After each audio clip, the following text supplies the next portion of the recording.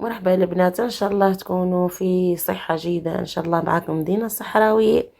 تبعوا معايا حاولت اني على الاقل نجمع لكم الصور باش تعرفوا نوع الاعشاب، لانه في الصحراء عندنا بزاف اعشاب تتشابه، وان شاء الله راح توصل لكم هذه الفكرة. اول حاجه نستعملوا هذا الصابون اللي راهو امامكم، الصابون الطبيعي يستعمل بعد وضع الماسك، يعني بعد ما نجيبوا كل هذوك الاعشاب بعد الرحي نرحوهم وندوا منهم مغرف مغرف ونخلطوهم في باطا نتاع قزاز.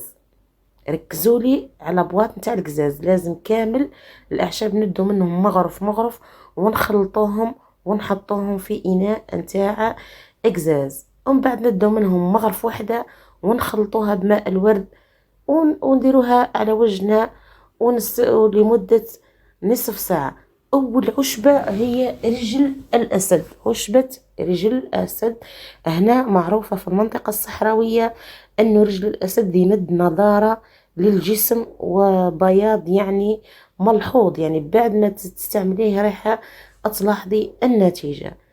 طحين العرق السوس وما أدراك من العرق السوس، نعرفوا أنه في المناطق الصحراوية متوفر بكثرة هذا العشبة. نجيبوه كذلك نطحنوه ندو منه مغرف. زيد ندو طحين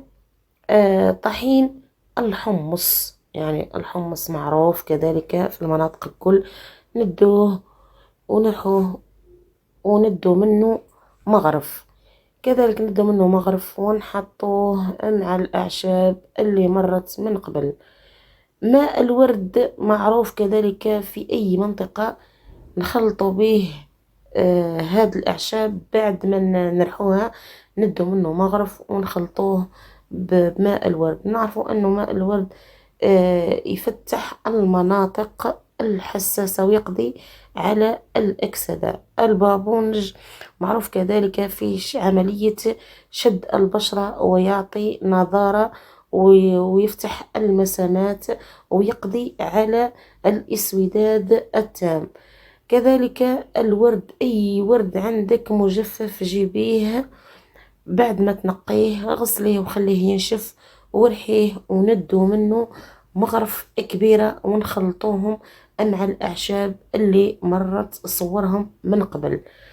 البنات بارطاجوا هذا الفيديو بيناتكم وخلي الفكرة تعم، لأنه في المناطق الصحراوية راهي تتباع لباطة صغيرة دير ب150 ألف، وهذه هي سر نتاع الخلطة هبالة الصحراوية.